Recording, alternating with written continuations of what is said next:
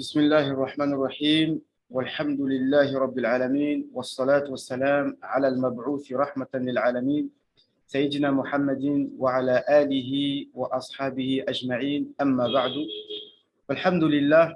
Donc on reprend nos assises qu'on avait interrompues par rapport au rappel quotidien qu'on avait commencé à faire sur l'importance de la langue arabe, ce que j'appelle une sorte de propagande.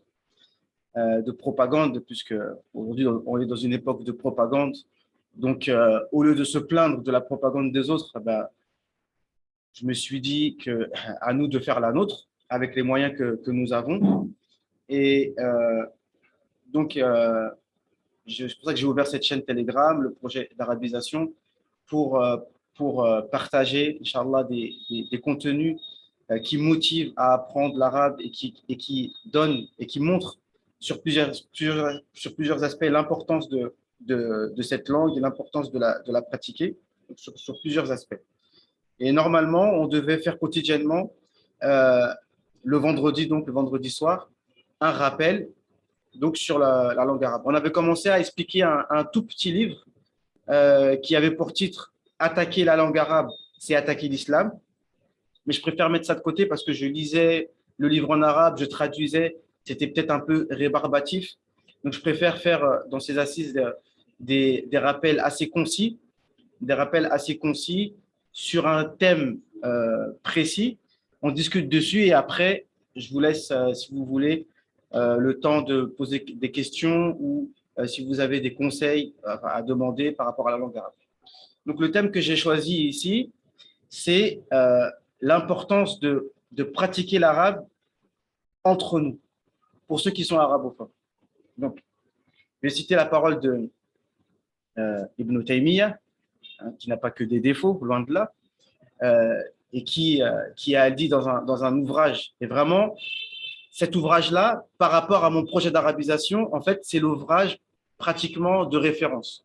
Les paroles qu'Ibn Taymiyyah a dit sur l'importance de la pratique de la langue arabe, c'est vrai, on les trouve autre part, mais moi, ce que je connais, c'est les paroles d'Ibn Taymiyyah. Après, ce n'est pas le seul à les avoir dites, mais vraiment, c'est les paroles que moi, j'ai entendues il y a plusieurs années et qui m'ont vraiment motivé et qui m'ont vraiment mis dans ma tête ce que j'ai envie de vous transmettre. Et voilà, ce qui est la chose suivante, c'est de dire que l'arabe doit être pratiqué dans la vie quotidienne pour que ce soit vraiment une langue vivante et pour que ça devienne une seconde nature. Parce que si jamais on pratique l'arabe juste à travers nos cours que nous faisons, ça veut dire apprendre pour apprendre, alors on ne va pas vraiment avoir l'évolution et le résultat escompté. Et de toute façon, on ne le répétera jamais assez, tant qu'on n'est pas dans la pratique, eh bien, en fait, il n'y aura pas de réelle évolution. C'est pour ça que le mieux, c'est-à-dire que moi, votre frère Abou Muslim, de toute façon, comme je dis tout le temps, on est des enfants de France, qu'on le veuille ou non. C'est-à-dire que ce sera difficile de changer cette nature-là. La langue française, on va toujours l'utiliser. Pourquoi? Parce que déjà, comme j'ai dit, par respect, des fois, il suffit qu'il y ait une personne parmi nous. Si par exemple, on est invité à un repas et qu'il y a une personne qui ne comprend pas l'arabe, ce n'est pas du respect que nous, on commence à parler l'arabe et que lui, on le laisse comme ça. À part si vraiment il est dans la démarche d'apprendre, etc., et que ça ne le dérange pas, d'accord? Mais voilà, et surtout quand tu fais un dars, souvent tu te dis, bon, voilà, si la personne ne comprend pas, toi, tu as envie de transmettre l'information, alors tu te dis, il faut qu'il comprenne. Mais comme je dis, mes chers frères, c'est là l'erreur. L'erreur, c'est d'avoir peur de ne pas être compris de la part de celui qui parle. Et l'erreur, c'est la peur de ne pas comprendre pour celui qui est apprenant, pour celui qui est apprenant. Et donc, comme je dis toujours, l'exemple, c'est avec les enfants. Un enfant, même sa langue maternelle, il comprend d'abord, en fait, il ne comprend pas précisément les mots qui sont prononcés par les parents, mais petit à petit, sans s'en rendre compte, et avec les gestes qui vont avec, et avec le contexte, etc., ben, l'enfant finit par comprendre. Et ben, l'apprentissage, c'est exactement la même chose. Il ne faut pas être trop stressé, dire « Ah, il faut que je retienne le mot, il faut que je note à chaque fois ». Non, ce n'est pas comme ça. C'est-à-dire que tu vas entendre le mot une fois, tu vas entendre le mot deux fois, tu vas entendre le mot trois fois, eh bien, tu vas le retenir. D'accord? Et une chose qu'Ibn Taymiyyah a dit dans son ouvrage Iqtida Sirat al-Mustaqim fi mukhalafati ahl al-jahim. En fait, c'est-à-dire le titre, la traduction, c'est le fait de suivre le bon chemin en faisant le contraire des gens de l'enfer, c'est-à-dire en faisant le contraire des non-musulmans. Comme vous connaissez la base dans l'islam, c'est que, bien sûr, avec, en pratiquant cette parole avec, avec la compréhension des savants, c'est-à-dire qu'on doit faire le contraire des non-musulmans. D'accord? Pas tout le contraire, hein, pas, s'ils ont un lit avec des pieds, donc tu ne vas pas mettre un lit avec des pieds, d'accord, on se comprend. Mais la base, souvent, c'est que on doit faire le contraire des non-musulmans, se différencier d'eux. D'accord? Et parmi les chapitres de ce livre-là, il est arrivé au chapitre de la langue arabe. D'accord? En disant que, justement, et il a cité plusieurs paroles, soit des paroles de lui directement, ou des paroles des gens de science. Alors, des paroles, on pourra en citer plein, mais moi, je vais être concis ici. Mais à titre d'exemple, ce sera que le prophète, les savants ont dit l'oratoire arabiyya shi'arul islam wa ahli. La langue arabe, c'est en fait c'est l'emblème des gens de l'islam, c'est l'emblème de l'islam et l'emblème des gens de l'islam. Et il dit dans ces chapitres de son livre que l'arabe doit être pratiqué. Donc, il disait même avec, par exemple, un prof de Coran avec ses élèves, eh bien, il doit parler en arabe, c'est-à-dire dans sa vie quotidienne. Iqra, ta'ala huna, iqra, irja ila makan, raja. Tu parles dans la vie quotidienne, c'est pas seulement pour le cours. C'est-à-dire que quand tu communiques avec les enfants, tu parles en arabe. Tu communiques alors avec les frères, surtout ça. Hein, parce qu'ici, machallah, aujourd'hui, je suis avec des frères ici. On a, par la grâce d'Allah, Allah nous a permis de nous réunir autour d'un repas. Mais qu'est-ce qu'on remarque? Ce n'est pas un reproche, hein, bien au contraire, parce que c'est naturel. Mais quand on est entre nous, on va parler français, français. Et du coup, finalement, on va passer 2 heures ensemble, 3 heures ensemble, plus ou moins, et c'est que le français qui va sortir. Donc, du coup, comment va-t-on vraiment évoluer en arabe si nous, on parle toujours le français? Donc, mais après, ça, c'est quelque chose. Alors, ça, c'est un point, je dirais, c'est pas que c'est sensible, mais il faut qu'on en parle. Parce que des fois, on peut être gêné d'avoir avec un frère. Bon, lui, il est arabophone, moi, je suis arabophone.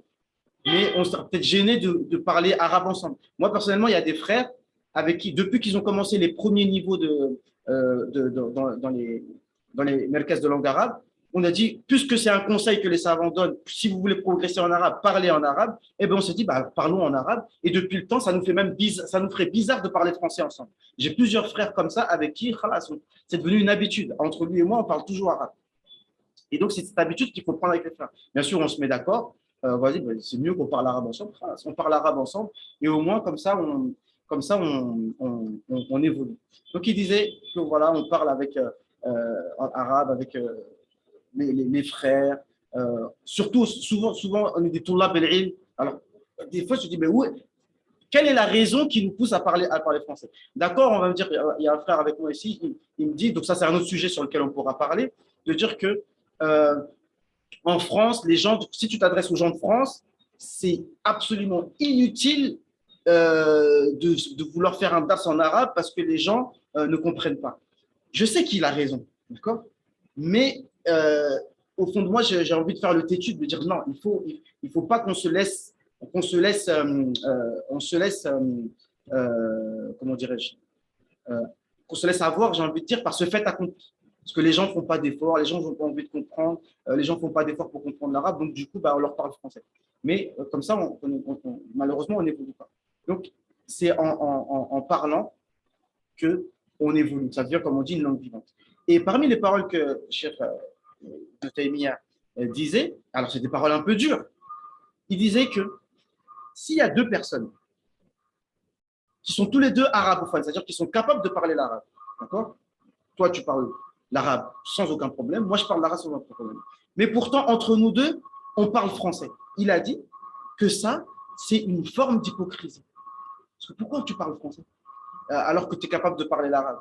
Parce que parler l'arabe, eh bien, parce que ça, voilà, c'est mieux comme ça, au moins, on est plus en phase avec, voilà, avec notre religion. Après, c'est un autre sujet qu'on pourra traiter. Est-ce que le fait d'être arabophone, ça fait de toi un meilleur musulman? Ça aussi, c'est une vraie question. J'ai eu des débats avec des frères sur ça. Bon, ben, euh, au final, je suis obligé d'avouer que non, c'est pas parce que tu parles l'arabe que tu es un meilleur musulman. Mais quand même, il y a quelque chose derrière. Et voilà, moi, c'est ça ma propagande. Il y a quelque chose derrière. C'est-à-dire le fait de parler l'arabe et de faire de l'arabe une seconde nature, je pense qu'il y a quelque chose de positif là-dedans. D'accord? Et justement, ça nous permet d'être plus ancrés dans notre religion, finalement. Parce que ce qui nous pousse vers la langue arabe, ce n'est rien d'autre que la religion. Ce n'est pas notre amour particulier qu'on a pour la culture arabe particulièrement, même si voilà, on aime tout le monde, mais si ce n'était pas le Coran et la Sunna, voilà, on n'aurait rien à faire de la langue arabe. D'accord?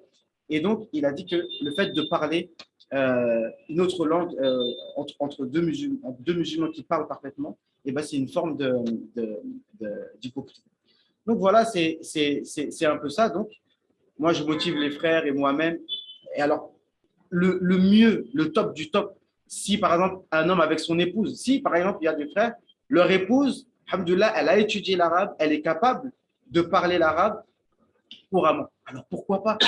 Là, ce sera encore le mieux parce qu'avec ton épouse, c'est avec elle que tu passes encore plus de temps. Donc même si vous disputez-vous en arabe, au moins vous évoluez, d'accord? Et comme ça devient une seconde nature. Et je termine, donc pour ne pas être long. Après, si vous avez des questions, des remarques comme ça, parce que moi, je peux parler longtemps, donc après, c'est pas le but. Si vous avez des conseils à demander, et puis il y a des frères ici qui pourront peut-être ajouter un mot, hein, comme on n'a que 40 minutes de disponible, et puis je ne peux pas prendre trop de temps. Et je termine avec une parole de l'imam Ahmed qui montre l'importance de parler l'arabe. Ben déjà, rien que, en fait, l'imam Ahmed, il disait que quand on parle une autre langue, on ne sait même pas ce qu'on est en train de dire, parce que les mots, ils ont une origine, ils ont une connotation. Rien que le mot, quand tu dis, on se retrouve lundi, mardi, mercredi, jeudi, vendredi, est-ce qu'on sait Après, bien sûr, on ne va pas faire non plus mais quand même, lundi, ça veut dire quoi? Parce qu'en fait, les jours de la semaine, c'est toujours vous savez que le temps, c'est quelque chose de, je dirais pas sacré, mais c'est vraiment, je sais pas comment dire, le fondement de l'existence, le temps et l'espace. Donc, les noms qu'on va donner au temps, ça va toujours être empreint de la culture et voire même de la religion. Est-ce que vous savez ce que ça veut dire lundi? Qui sait ce que ça veut dire lundi? Vous savez pas? C'est le jour de la lune. Mardi, c'est le jour. Lundi, le jour de la lune. Donc, on se retrouve au jour de la lune. Mardi, le jour de Mars. Mercredi, le jour de Mercure. De Mercure. Jeudi, le jour de Jupiter, etc., etc. Dimanche, le jour du soleil. Dimanche. Sunday, naam, Sunday. Vous voyez? Samedi, le jour de Saturne. Au moins, en arabe, le samedi, vous savez comment on dit sept? Ça veut dire quoi sept? Tu vois? Il y a rien que le samedi, quand tu dis le mot samedi, on en parlait tout à l'heure par rapport on parlait un peu des juifs, vous savez qu'on est au cours d'un repas, on parle un peu de tous les sujets, on parlait des juifs, etc. Le Shabbat. Eh ben, en arabe, samedi, on dit sept. Et les juifs, ils disent Shabbat, parce que le signe, ils disent shin. Donc, vous voyez comment la langue arabe, ça nous rapproche de la langue hébraïque, et donc ça nous rapproche d'une culture qui est religieuse.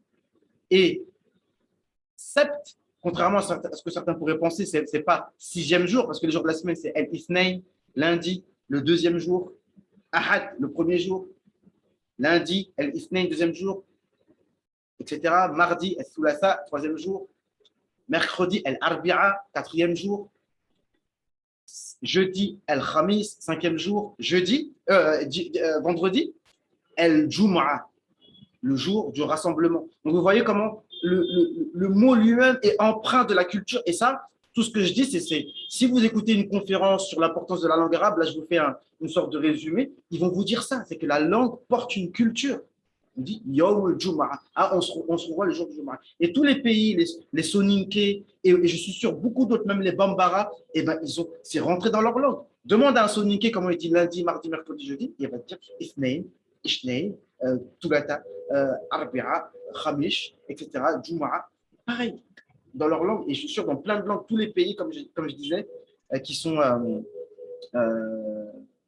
de culture enfin, à dominance musulmane, même si c'est regardez la langue comorienne, la langue pakistanaise, et toutes ces pays, le swahili, tout ça, dans leur langue, il y a beaucoup de mots arabes. Pourquoi? Parce que ça fait partie de. Et donc, l'imam Ahmed disait, on ne sait pas ce qu'on est en train de dire. D'accord. Et les mois, c'est la même chose. Janvier, février, mars, avril. Donc, comme ça, on évite ça parce qu'on évite ça comment ça s'appelle, en parlant l'arabe et voilà. Donc c'est ça qu'on pouvait dire. Donc, euh, le but, c'est ça. Et moi, je voudrais que, même si on est des enfants de France, il n'y a rien qui est figé dans la vie. D'accord. Il n'y a rien qui est figé dans la vie. Je le répète, parce que de toute façon, il faut répéter les choses. Les Égyptiens ne sont pas plus arabes que les Maliens. Les Marocains ne sont pas plus arabes que les Camerounais. Sauf que, comme ils ont pris l'islam, ils ont pris avec la langue arabe. Et les Sahaba, comme les savants disent, lorsqu'ils arrivaient dans un endroit, eh ben, naturellement, ils apprenaient aux gens la langue arabe. Donc, voilà. Donc, s'il y a quelqu'un qui a quelque chose à rajouter, s'il y a quelqu'un qui a une question, je ne vais pas être long. Abou Muaz, tu as quelque chose à dire pour pas spécialement Inès, non. Moi, j'aime bien quand tu as des solutions par rapport à ça. Pour les solutions? Oui.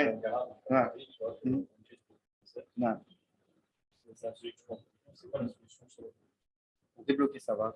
Bonne question. Donc, quelle est la solution pour débloquer ça? Eh bien, moi, pour moi, la solution, elle est simple. C'est que moi, j'aurais aimé, si je pouvais, un jour, je le ferais, hein, réunir. J'en parle souvent avec mes frères. Donc, la solution, c'est que les prédicateurs francophones, donc tous ceux qui sont connus, hein, même par exemple, machallah, Sofiane Abou Ayoub, c'est quelqu'un, machallah, au moins, lui, il est déjà sur une manière de faire qui me plaît beaucoup parce qu'il enseigne des livres traditionnels. Donc, du coup, il enseigne un livre qui est en arabe. Donc, il va lire le texte en arabe, il va traduire. De toute façon, ça, c'est une bonne solution sans s'en rendre compte pour apprendre. D'accord? Mais encore mieux que ça, que si les prédicateurs francophones commencent à inclure dans certains de leurs cours des durous uniquement en arabe, et ben ça, c'est une solution. Pour commencer à habituer les gens, dire voilà, par exemple, on va citer des noms, Nader Abou Anas, Rachid El-Jay, peu importe, il y a tous les prédicateurs qui sont connus ou pas connus, hein, parce que ceux qui sont connus, j'ai envie de dire, ça représente pas, il y a la base, c'est des gens de l'ombre, des imams de mosquées qui sont dans l'ombre, il y en a des milliers, et c'est des gens qui sont extraordinaires, d'accord, et ils ne sont pas connus, et ça, ils ont pas moins de valeur que ceux que j'ai cités, bien au contraire. Donc tous ces imams de mosquées et tous ces enseignants, eh bien, qu'ils commencent à enseigner en langue arabe, mettre les gens sur le fait accompli. Que si tu as envie de pouvoir suivre, eh ben, tu es obligé d'écouter de l'arabe. Il faut le parler. Mais la chose, c'est quoi? C'est que ce n'est pas quelque chose qui doit trop s'intellectualiser. D'accord? Ah, il faut parler l'arabe. D'ailleurs, le fait que j'en parle trop, déjà, peut-être ça casse un peu le truc. Parce que quand on voit dans certaines familles, que ce soit des Pakistanais, des Soninké, des Bambara, des Turcs, ils ne sont pas en train de philosopher, oui, il faut qu'on parle l'arabe, ils le parlent, c'est tout. Ils ne sont pas en train de dire, ah, il faut qu'on parle notre langue, il faut qu'on parle, il faut qu'on parle. Non, le but, ce n'est pas de théoriser et de discuter. Non, le but, c'est de faire. D'accord? Et c'est pour ça que moi, là, en ce qui me concerne, c'est ce que je vais commencer à faire, même si, comme on dit, le naturel revient toujours au galop et tu es poussé par rapport à ton auditoire, comment ça s'appelle, ton auditoire te pousse vers ça, d'accord? Parce que si je fais une vidéo en français, je vais pouvoir, je ne sais pas, moi, faire 200 vues, 300 vues, 400 vues, 500 vues. Mais si je fais une vidéo en arabe, peut-être il y aura moins de vues. Mais encore, ça, c'est ce qu'on pense. Parce que les gens pensent que si tu parles français, tu auras moins de personnes qui vont t'écouter. Or, ce n'est pas nécessairement vrai. Parce qu'en fait, quand on parle l'arabe, en vérité, on s'ouvre beaucoup plus. D'accord? Ah, on a des frères en Angleterre, on a des frères en Allemagne, on a des frères aux États-Unis, on a des frères. Donc, tout ça, c'est nos frères avec qui on doit communiquer. Donc, la solution, c'est de pratiquer. D'accord? Que non, maintenant, le frère Ilias, le frère Abou Mouad, le frère. Bon, il y a des frères pour l'instant, c'est difficile pour eux. Par exemple, le frère Hamidou, un frère à qui je donnais des cours, le frère, comment ça s'appelle, Mediane. Ceux qui sont encore dans. Allez, c'est vraiment difficile pour eux. On les laisse évoluer une moustawa, deux moustawa, et par exemple, ceux qui arrivent au quatrième niveau, là, par contre, là, à partir de ce moment-là, là, c'est bon maintenant. Maintenant, on ne parle plus le français entre nous et on pratique. Donc, la solution, c'est ça. Ce n'est pas de se laisser aller à parler toujours le français par facilité. Et on parle l'arabe et après, on essaye. Au début, on parle en faisant des fautes, mais après, quand vraiment plus on s'habitue, on commence à corriger les fautes et corriger notre accent aussi. Parce que franchement, des fois, on s'écoute, on a l'accent français et franchement, bon, un accent, ça peut être beau à entendre, ça peut être mignon, etc. Mais des fois, c'est abusé. Nous, on ne se rend pas compte, on a un accent français quand on parle l'arabe. Assalamu alaikum, kaifa haluka. Tu vois, même quelqu'un qui ne sait pas, il sait que tu es un français, en fait, tu vois. Donc, même la façon de parler, il faut quand même essayer de se débarrasser de notre accent, etc. Voilà. Donc, c'était ça que je voulais dire. Donc, parmi ceux qui sont présents, il n'y a pas de questions, pas de remarques. Ouais, j'en ai une. Oui. C'est pas une question. Ouais. Vas-y, on t'écoute. C'est que comment, si je pose une question pour être gentil, je ne vais pas casser. C'est comment motiver les frères et sœurs à apprendre l'arabe en France? Bonne question. Alors, les frères, ils demandent comment motiver les frères et sœurs à apprendre l'arabe en France. Donc, effectivement, ça aussi, c'est une bonne question. Et c'est pour ça que j'essaye de faire ces assises de rappel, parce que c'est en guise de motivation. D'accord? Et c'est une assise qu'on fait légère. Je ne veux pas prendre un livre, etc. À chaque fois, en fait, je vais me répéter. Comme dans toute chose, il faut toujours répéter. D'accord? L'importance de la chose. Donc, encore une fois, pour motiver les gens, en fait, c'est pas pour dire je pourrais, si je veux, me poser pendant 2 heures, 3 heures et vous parler de l'importance de la langue arabe. D'accord? Disons que je suis bavard ou passionné, ou appelons ça comme on veut. J'ai des choses à dire sur ça. D'accord? On peut se motiver. Il y a beaucoup de points de 1, 2, 3, 4, 5 qui vont nous montrer pourquoi on doit prendre l'arabe. Ce qui me vient à l'esprit, par exemple, comme il dit Ibn Taymiyyah, et beaucoup de savants ne sont pas d'accord avec ça d'ailleurs. Bon, là, je cite Ibn Taymiyyah beaucoup, mais après, voilà, on n'a pas de. Même si sur le dogme, on va dire, je ne suis pas d'accord avec ce qu'il dit, mais bon, ça ne veut pas dire qu'on jette tout ce qu'il dit à la poubelle. D'accord? Mais sur ce point, lui, il le dit, et d'autres, de toute façon, ce n'est pas que lui, parce que c'est lui que j'ai en tête, c'est que l'apprentissage de la langue arabe, c'est une obligation. Déjà, pour motiver les gens à apprendre l'arabe, qu'ils sachent que le fait d'apprendre, c'est-à-dire de comprendre l'arabe, c'est une obligation.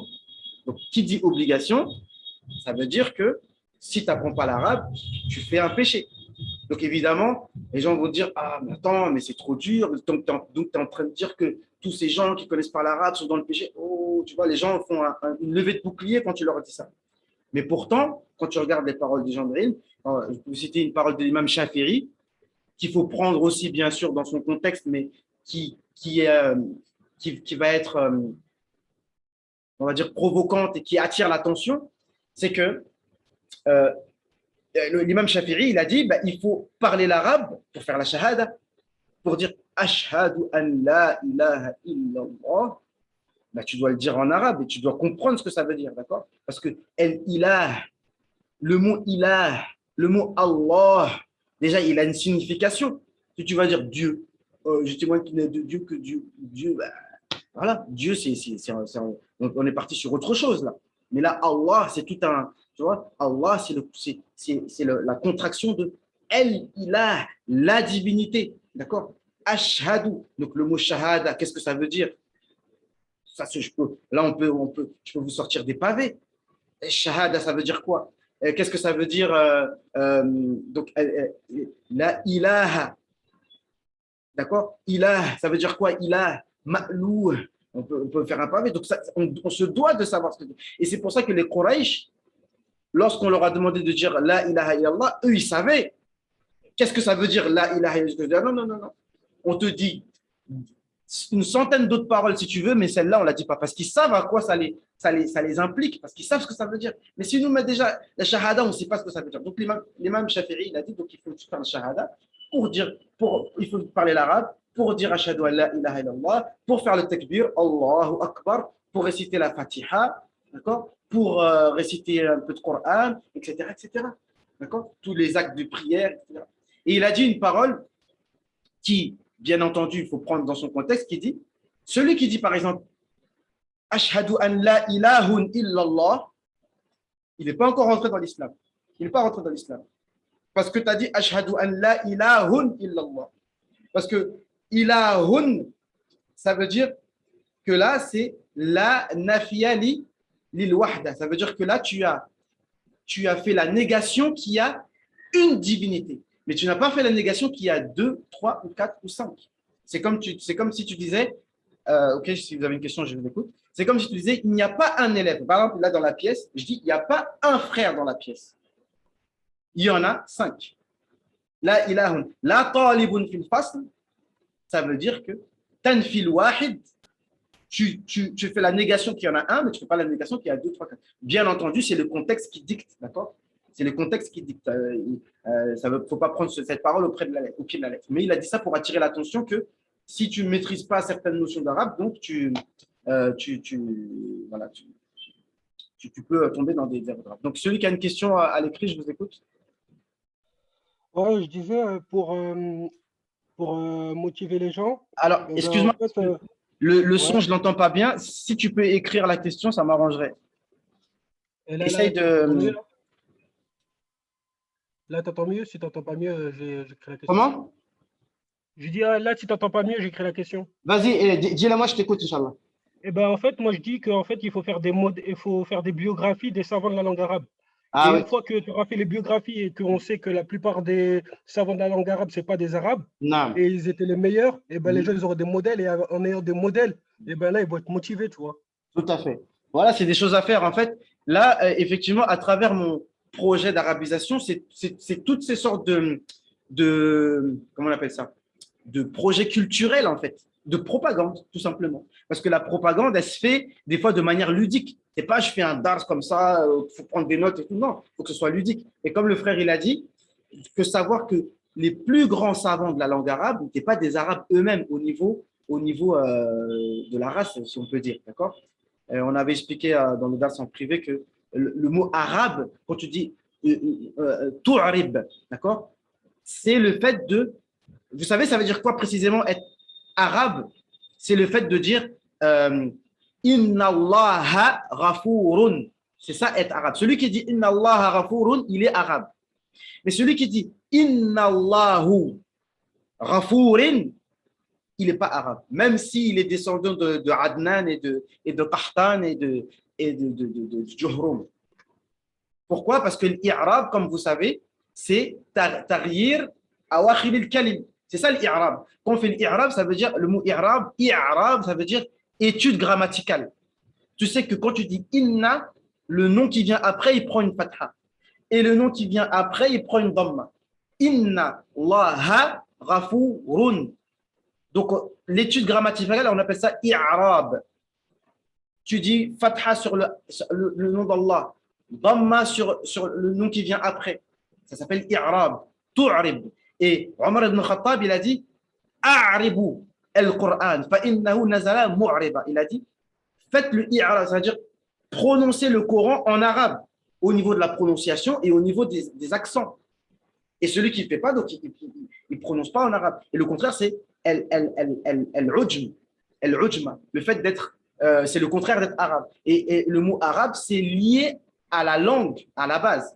Et même Ibn Taymiyyah, il en parle aussi dans ce livre. Il y a l'arabe musta'ariba, ceux qui ont été arabisés, les arabes de base, l'arabe par la langue, etc., etc. Et donc, effectivement, le plus grand savant, sans aucune contestation, de la langue arabe, c'est Sibawayh, et il était perse. Il était perse. Et personne, il y a beaucoup de paroles sur ça, et de celui qui ose essayer de ramener un livre après le livre de Sibawayh, il faut qu'il se respecte lui-même, il faut qu'il ait honte. Il ne peut pas. C'est le top du top, personne ne peut venir ramener. Voilà. Et pareil, comme on parlait dans la science de la rhétorique, on avait Taftazani, ça c'est sûr, c'est pas un arabe, je crois que c'est un perse aussi, d'accord, qui a écrit vraiment le plus grand livre de rhétorique arabe, voilà, et Taftazani, il a fait un livre qui s'appelle, euh, alors, ça vient, il a fait le résumé d'un livre qui s'appelle Miftah al-Ulum. D'accord, Miftah al-Ulum, il a fait le résumé. Voilà. Et lui, c'était pas un arabe, etc. Donc, effectivement, leur biographie et voir tous les efforts qui ont été faits pour la langue arabe, c'est-à-dire si aujourd'hui la langue arabe, qui saillit aussi, et qui n'est pas arabe, et d'ailleurs, même les lecteurs, parmi les rapporteurs des lectures coraniques, de toute façon, qui dit lecteur coranique dit linguiste. Sachez que ça va ensemble. Tous ceux qui rapportent, comment ça s'appelle, Nafi', comment ça s'appelle, Ibn Kathir, pas le Mufassir, mais celui qui a une version du Coran, tous, Kisa'i, Hamza, tous, ils rapportent le Coran, ce sont des linguistes, Abu Amr al-Dani, Abu Amr, non, Ibn al-Ala, excusez-moi, Abu Amr ibn al-Ala, qui a la récitation des gens de l'Irak, pas Koufa, de Basra. Non. Lui, c'est un linguiste connu, Abu Amr ibn al-Ala, et qui a la lecture de Soussi et de Douri, de Qari. Et donc, tout cela, la plupart n'étaient pas arabes. Et Shatibi, il dit dans son poème, je ne sais plus comment il dit exactement, parmi les Arabes, parmi eux, c'était peut-être Abu Amir Dimashqi, et tous les autres, c'était peut-être des anciens esclaves ou quoi, mais en tout cas, pas des Arabes. Et ceux qui rapportent le Coran. D'accord.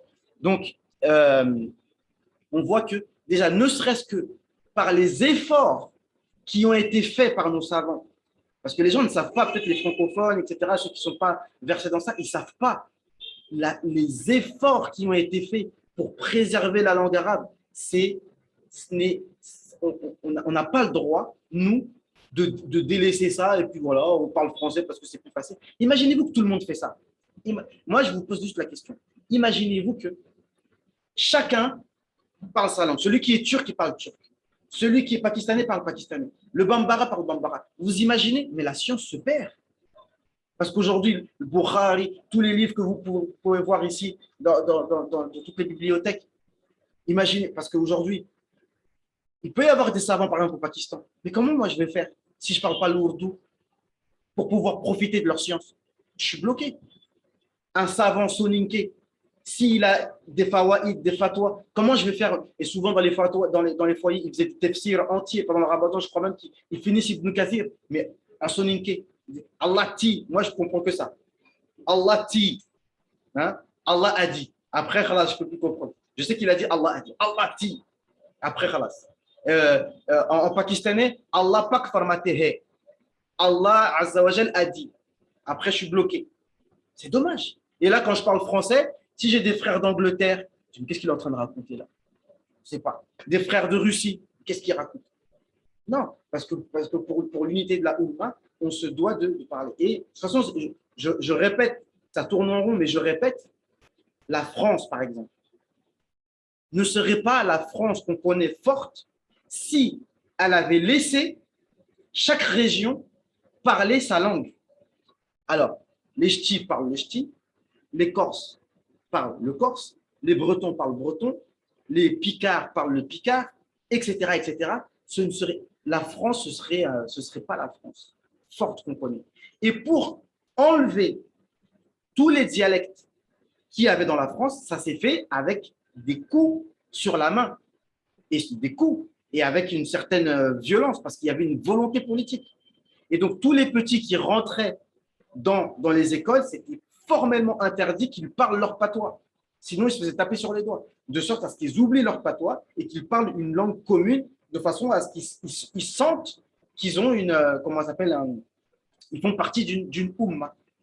Parce qu'on ne peut pas se sentir faire partie d'une umma avec un russe qui parle russe, avec un soninké qui parle soninké, il y aura toujours une barrière. Donc voilà, c'était ça un peu. Donc on va conclure. Si, encore une fois, la parole est à vous. Hein. Après, Médiane, pas de remarques? Amidou, dis-moi. Mm. Mm-hmm. Mm. Non. Ou en français, tu vois, justement, que ce soit en cours, 10 € l'heure en France, c'est le moins cher. Ah, ouais. Tu vois, donc celui qui n'a pas il y a beaucoup de choses que Non. soit à la demande, tu vois bien la situation des gens en France financière. C'est pas évident. Barakot, c'est remarque. Comment vraiment on va avoir accès en vérité à la langue? Ça, voilà, Barakot. Pour ça, je vous laisse la parole parce que, en vérité, les frères, wallah, sans fausse modestie, wallah, c'est les frères, ils ont des choses à dire. La prochaine fois, dorénavant, bi'iznillah, je programmerai, ce sera quelqu'un de différent qui fera l'intervention parce que, wallah, on a tous des choses profitables à dire, sans fausse modestie. Ici, le frère, il a fait une remarque très importante. Il a dit la première chose, il a dit deux choses. La première chose, il a dit que, premièrement, on a le réflexe de chercher des contenus en français. Encore une fois, le problème, c'est qu'il y a des contenus en français. Moi, ça me fait un peu mal au cœur de voir tant d'efforts qu'on va développer pour traduire des ouvrages entiers et tu vas te prendre la tête à traduire le mot en français. Pour moi, il y a un peu de, comme moi, ce que j'appelle un peu le suprémacisme français qui rentre en jeu. Pourquoi on va tout traduire comme ça? Et il y a des savants, Cheikh Ould-Dedo, il dit, même le Coran, il dit qu'il faudrait pas traduire tout le Coran. Tu traduis une partie, les parties dont on a besoin, etc. Pas tout. Il faut mettre des limites à ça. Et les Maghrébins, justement, moi, c'est ce que j'ai entendu, et de toute façon, c'est ce qui se fait. La preuve, c'est que les Maghrébins, même les Kabyles, n'ont jamais eu l'idée, enfin, ils n'ont pas eu l'idée de traduire, tu me dis si je me trompe, bien sûr, je sais que ça existe, mais ça existe plus dans ces derniers temps. Mais à l'époque, les Kabyles n'ont pas développé outre mesure la traduction du Coran en kabyle. C'est vrai ou pas? Ça reste en arabe. Alors ils pourraient se dire, attends, nous on veut comprendre, en traduisant le Coran en kabyle. Non, explique en arabe. Ibn Ajurrum, le livre, machallah, les frères qui viennent de finir ce livre-là, c'est un berbère. Le livre le plus connu et qui a la baraka parce qu'il a été écrit devant la Kaaba de livres de grammaire, c'est un berbère qui l'a écrit en arabe. Imagine qu'il dit, ah bah, on va traduire ça en français, etc. Ou dans chacun dans sa langue. Comment on peut profiter de cette chose? Vous voyez ce que je veux dire? Donc le frère, il a dit, les contenus en langue française, ils sont un peu trop présents. Donc là, c'est pas du tout un reproche. Je sais qu'ils ont raison. Mais, d'ailleurs, le frère Madiane aussi, il le disait, même s'il là, il dit rien, mais il dit, le problème, c'est que les gens nous font croire. Tellement ils nous expliquent tout en disant, voilà, je vous ai tout expliqué. Salam alaikum. Comme si maintenant, ce que tu m'as dit là, c'est tout. Là, tu m'as tout expliqué. Et les gens croient qu'après avoir écouté le dars, ils ont cerné le sujet. Tu crois que tu as cerné le sujet? Mais on t'a menti. D'accord? Donc, ce n'est pas un reproche que je leur fais, mais il faut toujours préciser aux gens, les frères, là, on est en train de vous donner juste, de vous mettre le pied à l'étrier. D'accord? Mais ce n'est qu'un début. Si vous voulez bien comprendre notre religion, il faut l'arabe comme nous-mêmes, on l'a appris. D'accord? Donc, il a parlé des contenus. Et les gens aussi, de toute façon, aujourd'hui, c'est, voilà, tu vas taper. Et en anglais, encore plus. Il y a encore plus de contenu en anglais traduit qu'en français. D'accord? Donc, les anglo-saxons, c'est encore plus dur pour eux. Parce qu'il y a encore plus de suprémacisme. Parce que l'anglais, c'est plus fort que le français. D'accord? Ça, c'est la première chose. Donc, si jamais, après, je sais, moi, je ne vais pas changer le monde, mais si jamais on met une limite aux traductions, et par contre, on investit, mais ce n'est pas impossible. Parce que les gens croient que c'est impossible. Donc, je termine, il reste 5 minutes. Moi, je donne toujours l'exemple de ma mère je ne veux pas parler de ma vie privée, mais moi, je suis Camerounais, les Congolais, les Ivoiriens, les Sénégalais et tous les pays de la francophonie, à quelle heure, à quelle heure ils sont devenus français? Comment ils ont fait pour franciser des peuples entiers en si peu de temps? Comment ils ont fait? Parce qu'il y avait une volonté déjà politique et de l'argent qui a été dépensé pour franciser des peuples entiers. Si bien qu'aujourd'hui, les Camerounais peuvent te parler un français mieux que ton français que tu parles. Les Ivoiriens, pareil, les Sénégalais, pareil, Sédar Senghor, ma mère, elle ne se trompe pas en orthographe. Pourtant, elle a 70 ans aujourd'hui.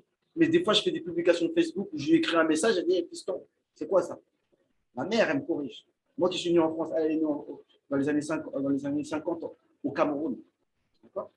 Et il a cité aussi, il a soulevé le problème du sans traduction, on devient traduction d'un shir. Payant en plus maintenant. Voilà. Et la deuxième remarque qu'il a dit, c'est que la langue arabe, et encore une fois, je ne suis pas là pour faire des reproches, mais comme on dit, plus une chose est importante, plus elle doit être disponible facilement. C'est comme l'oxygène. Jusqu'à présent, on ne paye pas l'oxygène. D'accord? On n'a pas vu qu'aujourd'hui, tu as consommé tout. Parce que sinon, on ne peut pas rester une minute. Bon, l'eau, bon, on paye, mais c'est une bouteille d'eau, c'est un prix dérisoire, etc. Donc, plus une chose est importante, plus elle doit être disponible. D'accord? Et donc, mon projet à long terme, c'est que l'arabe doit être disponible le plus facilement possible. Parce qu'après, encore une fois, je me répète, ce n'est pas un reproche, mais masha'Allah, avec la langue arabe, apparemment, il y en a qui se font des milliers d'euros par mois avec des cours préconçus, hop, hop, hop. Après, si les gens apprennent l'arabe, tant mieux, c'est l'offre et la demande. Mais il y en a qui peuvent être bloqués du fait qu'ils n'ont pas les moyens Après, c'est pas... quand on veut une chose, après, il faut se donner les moyens. D'accord? Mais que l'arabe soit disponible. Et normalement, que ce soit la langue arabe, l'apprentissage du Coran, l'apprentissage du ilm, normalement, ça doit être disponible gratuitement. Mais bien sûr, mais pour que ce soit gratuit, il faut qu'il y ait des gens qui investissent. Et on ne vit pas d'amour et d'eau fraîche. D'accord? Et pareil pour tout. Aujourd'hui, comme je dis toujours, l'école en France est gratuite parce qu'il y a un objectif politique derrière. L'école gratuite, laïque et obligatoire. Mais bien ces mots. Gratuite, obligatoire et laïque pour que tout le monde rentre dedans. T'as pas besoin, tu ne payes pas. C'est obligatoire, donc tu es obligé d'aller dans cette école. Et laïque pour que l'idéologie rentre dans ta tête. Donc nous aussi, moi je suis lassé de dénoncer les stratagèmes des gens et le génie des ennemis d'islam. Moi maintenant, j'ai aussi envie de faire que notre génie, on le mette aussi en place pour notre religion. Et la langue arabe, c'est un aspect parmi tant d'autres. Moi, je ne fais pas une fixette, d'accord, spécialement, mais c'est un point parmi tant d'autres. Il y a d'autres points qu'on doit. Donc voilà, donc alhamdoulilah, on a un peu fait un peu le tour du sujet, donc il reste 2 minutes, ça va couper. Donc je vais vous laisser, Inch'Allah ta'ala. Donc, Inch'Allah, je vais publier ça, Inch'Allah, sur ma chaîne, la playlist de l'importance de la langue arabe, Inch'Allah. Merci de m'avoir écouté, barakallahu fikoum. Et qu'Allah nous facilite surtout. Hein, la première des choses, c'est de demander à Allah subhanahu wa ta'ala d'avoir une sincérité. Nous, tout ce qu'on veut, c'est s'approcher d'Allah subhanahu wa ta'ala, de pouvoir comprendre mieux le Coran, comprendre les hadiths du prophète sallallahu alayhi wa sallam, pas pour faire genre, pas pour dire je parle l'arabe, parce que les gens, ils disent, parce que les gens, voilà, un point pourquoi les gens ne veulent pas parler l'arabe, parce que des fois, ils ont l'impression qu'on les prend pour des gens hautains et les gens se sentent agressés des fois. Ouais, qu'est-ce que tu as, toi? Ça y est, tu dis 2-3 mots en langue arabe, ça y est, tu te prends pour un savant. Moi, j'ai rien dit. J'ai pas dit parce que je parle l'arabe, je me prends pour un savant. Il n'y a rien de spécial. Et les gens, ils croient que parce que tu parles l'arabe, tu es un savant. Ça aussi, c'est une mauvaise compréhension. Donc, parce que tu comprends l'arabe, parce que tu sais parler arabe, ça y est, tu es devenu un savant. Donc, parce que tu es capable de faire un dars en arabe, donc tu es un savant. Non, mais ça, faut s'enlever ça de la tête. Ça, c'est que le début. Maintenant, tu comprends l'arabe. Tu peux lire un livre en arabe. Tu peux lire un livre d'un savant. Tu peux écouter un savant. Tu peux t'exprimer. Mais ce n'est que le début. Maintenant, il faut lire. Parce qu'il ne faut pas croire que tous ceux qui sont arabophones, ils sont devenus savants parce qu'ils sont arabophones. Non, non, non, non. Il faut lire maintenant. Le problème, c'est que les gens ne lisent pas, même les arabophones. Alors, à plus forte raison, les gens qui ne connaissent même pas l'arabe, c'est encore pire. D'accord, les frères? Donc, on s'arrête là, Inch'Allah. Donc, qu'est-ce que je peux vous dire? Donc, ceux qui ont eu le lien, ceux qui sont là, bon, il y a Sofiane, il y a Youssouf, ça, eux, on les connaît. En tout cas, n'hésitez pas à me contacter pour me faire suggestion des remarques. نعم. سبحانك اللهم وبحمدك نشهد أن لا إله إلا أنت نستغفرك ونتوب إليك سبحان ربك رب العزة عما يصفون وسلام على المرسلين والحمد لله رب العالمين جزاكم الله خيرا السلام عليكم ورحمة الله بارك الله فيك. السلام عليكم.